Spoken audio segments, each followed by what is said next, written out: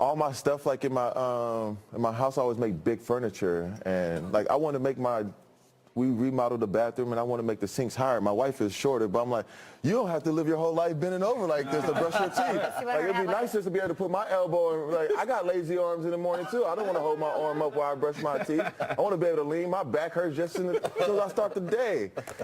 Elite athlete problems. That's it. Right. All right, let's say hi to Will Sullivan before we have more with Tellus. He's out in L.A. with the news. What's up, Will?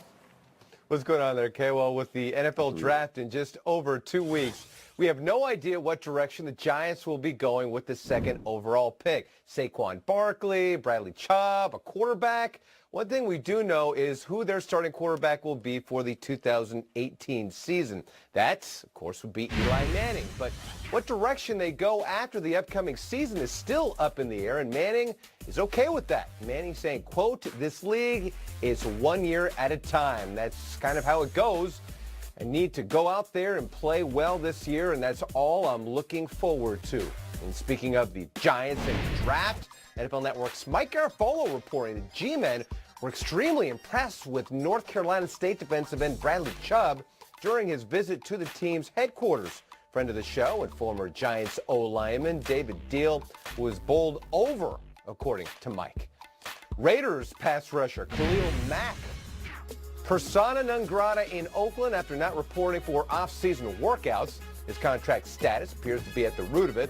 NFL Network's Steve Weiss reporting Mack is seeking guarantees in excess of $65 million. He's set to earn $13.8 million in the fifth-year option of his rookie deal. Here is a photo that has so many things going for it. Aaron Rodgers visiting India with his girlfriend Danica Patrick, seen here with the Dalai Lama, who's sporting a Packers hat as well.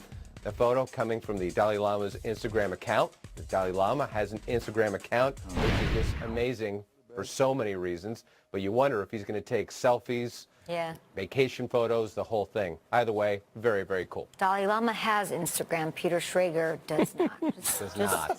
You think about that. Is that true? Yeah. Think yes. so. You don't got Instagram. What are you doing on Instagram? What are you doing? Exactly. What do I need to We are back at the breakfast table. In case you didn't notice, we're having a blast this morning. We're with Martellus Bennett, Marty B, one of the big unstoppable tight ends of his era, but an incredible personality. The imagination. We love it, my man. And so we want to take advantage of that. Wait, right now I'm imagining the Dalai Lama sliding in someone's DM. How's that go? No. You what? We talked about Aaron Rodgers' meeting with everything. You played with Aaron Rodgers. What did you think when you see him in the Dalai Lama? It makes sense. How come? It makes perfect sense. Aaron Rodgers is a really intelligent guy. Like he's like the California guy that's very down to earth and reads a lot, knows a lot about a lot of different things, and he's just a really smart. Like he's a great guy. He's the type of guy that you want to go to dinner with, where the music's where there's not a lot of distractions, because you want to sit down and listen to him talk, and you want to have a conversation with him. He's definitely the guy at breakfast. If he's sitting there, you just want to be like, man, I'm reading his book. And he's like, oh, yeah, I read that book, too. There's not a lot of guys in the NFL like that. I always tell people, you hand an NFL guy a book, and they just be like, that's the devil. What is that? That's a book. No such thing. Like, I always say that because guys be like, hey, man, you guys should check out this book. This is a great book. It's perfect for you. And they're like, hey, did you read that book? Oh, I'm going to get to it. Oh, you read that book? No, I didn't read it. I'm like, all right, man, you're not going to read the book. No. Yeah. Well, listen, the guys you want to have dinner with, Willy Wonka potentially on that list. I bring that up because you told For the Win that Willy Wonka is your Michael Jordan. Why do you revere the chocolate master like that? Well, it's just the idea of making something so wonderful and so revered that people want to just buy. Everyone's buying chocolates just to get a golden ticket to visit the mind of Willy Wonka. So I always felt like Willy Wonka, except for I don't make chocolate. Although I did make chocolate because I always wanted to be the Black Willy Wonka. So I did a collaboration with Fine and Raw in Brooklyn. And I made chocolate bars.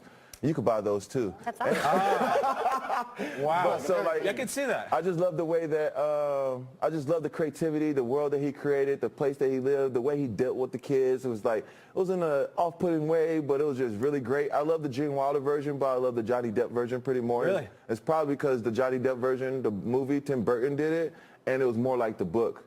So there was a lot of stuff in the first one with Gene Wilder, but the thing, just a fact about the first Charlie and Chocolate Factory that I love so much that Gene Wilder did, and it was just him being a great actor like he is. The moment when he walks out and he's limping, He's limping, and he's limping, and then he drops into a front foot roll.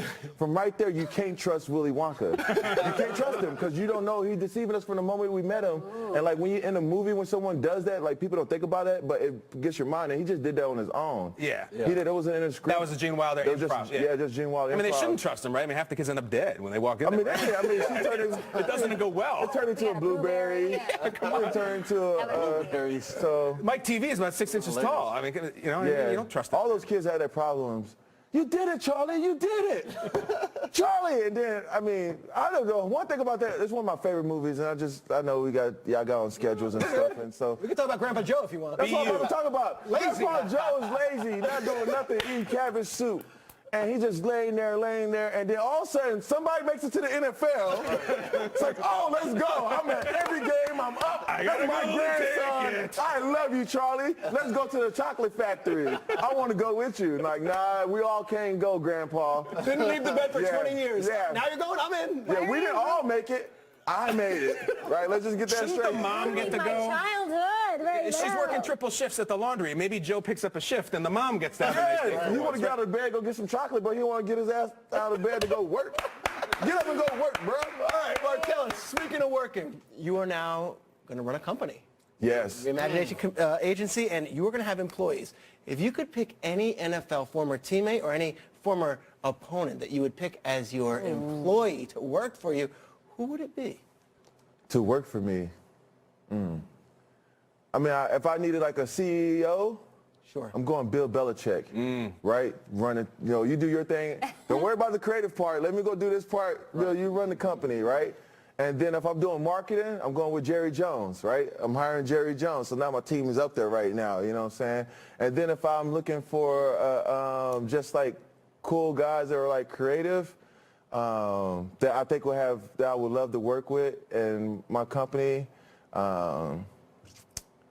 I couldn't hire Tom just because I don't want to have to worry about sexual harassment in the building from people sexually harassing him. Is he too good looking? Yeah, Too good Tom looking? is too good looking. That's a liability. Yeah, Tom is a good. It's like hiring Brad Pitt. Right? You can't bring back Pitt. Yeah, everybody be around Tom's desk like, get back to work, get back to work.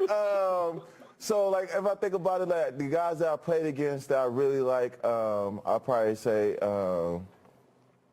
Ocho Cinco? No, Leonard Davis. Leonard Davis. Edelman. All right. I'll hire Leonard Davis, Danny Amendola. Amendola. And there would be a great employee. for sure. Julian, you couldn't. He tried to take over, right? Julian be like, I'm the CEO now. This is my company. This is Julian Edelman's Imagination Agency. I'm the captain now. So it's kind of tough. I think the guys that I played against, I think Brandon Marshall would be a good business partner. Oh, for sure. But I would have to keep him like.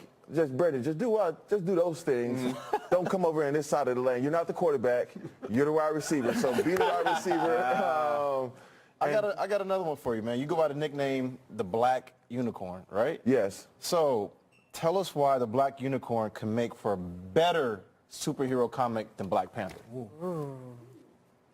Oh, well, first of all, I'm surprised there wasn't no black unicorns in Wakanda. You talk all this black excellence, all these great things going on in Wakanda with the technology. Right. You guys, Ryan Coogler, there's no black unicorns in Wakanda. What is going on? That might be in the sequel. Yeah, They got rhinos out in the battlefield. No they got unicorns? black rhinos out there. Yeah, they do. So I think that the black unicorn, I mean, Black Panther is a tough movie to beat. Yeah. But the black unicorn would probably be a little bit more like Deadpool. Yeah. Right? Oh, I so like the it. humor I like would be different. The story would be different. Chatty. Yeah, super chatty, talks a lot of stuff. And I didn't become the black unicorn until I played for the New York Giants. And I always tell people that in Texas, you could be a horse. But in New York, you could be a unicorn. That's the difference in the two places. Yeah, I love it. I love it. So I thought it'd be tough. Black Panther was an excellent movie. I thought they did a good job, and it's Got to get some of that vibranium. Right. you look like you could be a Black Panther. This is who you proud of. This is your king. This is your king. Throw him off the waterfall. Yeah. I need another villain. Reggie Bush. I don't know if this is true, but I think that you hate fantasy football. I know you've tweeted several times that you don't like it. So, Martellus, why you don't care about people's fantasy football teams? I like how you added that in there. Mark, tell us why. That's the name of the segment. We didn't get to that, but it's called Tell Us Why. See, look at you. Tell us why. That sly look on my face is like I'm about to say something I shouldn't be saying. I think this is why I don't like fantasy football. I think it does a lot for the game as getting people interested in the game, but it takes a lot from the game because there's a lot of guys who play the game and people understand, they just look at the numbers. But there's guys where you're getting double teamed, you're running off double teams, and the best asset you are to the team is to keep those two guys over there decoy. Yeah. You may catch 2 balls, but for us, you had an excellent game because you opened it up for everyone else. Right. So I think just judging, and there's a lot of people that make what I call just destructive plays. Like, say, my brother for a defensive tackle. He may not make the tackle, but he blows up these plays that messes up the whole offense, blowing up the guard, running to the fullback, and then Bobby Wagner shoots the gap and make the tackle. Yeah. So it's like there's a lot of stuff that happens in the game. Like some games as a tight end, as a true tight end, your job may be to block, right? The running back may run for 150 yards, and I may catch 1 ball. But the way I blocked the whole game is part of the reason why this guy ran for 150 yards. Because I'm the tight end where guys are like, hey, coach, let's run to Martellus' side. Hell yeah. Like, you know, on the goal line, 100%. on the goal line, when they send a play in from the other side, I'm like, coach, why y'all running it that way? Don't disrespect me like that. Listen, I've played with some tight ends that cannot block and will get thrown up out the hole. And you respect, and when you have a guy like Martellus that can block for you and open up holes for you, man, that makes the running back's life so much See, easier. this is what I like about you as a running back. I like the fact that, I see a lot of running backs don't know how to set up the block. They don't know how to dip and slip. Sure. You know, right? They hit it too fast. Like, if I'm on the edge and you just run out there, I'm probably going to get a holding call. Right. But if this guy's peeking in and you dip him in, then I could feel you dipping him, then I could pin the edge. Yeah. But most running backs don't know how to pin the edge. They just go right away. They run too fast. They don't know how to set it up. So you have to set up the block, especially when you're a stretch zone team. So like a lot of guys are, you know, if it's a downhill gap scheme team, you know, a lot of powers, a lot of traps and things like that. But a lot of people don't really do that so much. Everybody now is just flowing because defense. Zone offense. It's easier because the guys are pinning in the edge. So I hate playing against defense ends that are wide 9s, and we still try to run a stretch zone. It's like he's in the wide 9. You're not getting out there, dude. You're not getting out there. He's up on the hash mark. It's like, to get him out of the block. it's like all I'm doing is turn and get hit in the mouth. I'm like, man, I didn't want to do that. So I always appreciate the way that you set a block. And the thing that I just saw this yesterday, I was on Yahoo Finance, and I said I like to hire people who are like Reggie Bushes because they could do multiple things at work. So like versatile people, because I don't have a lot of employees, so I need employees that could do people who, no one works for me, everyone works with me. Yes. Right? So like I have to hire people who could do multiple things while we're a young company. And Reggie, the thing that people don't realize, like you ran very well between the gaps, right? And Preach to him. Let them know again. No, you ran well in the gaps, and people don't really see that, especially when you got a good chance. And I think what happens is different offenses use you in different ways. And in New Orleans, there was like spread you out, get you the ball, which you're good at. You're good at that. It's like you, Forte, and Le'Veon now, all those guys that do like that. But then when you got to Miami, it was more like Power runner. Boom. It's like, oh, he could hit the gap. He could do that the whole time. I mean, this is the guy that we grew up knowing that in Boys in the Hood, Ricky was based on him.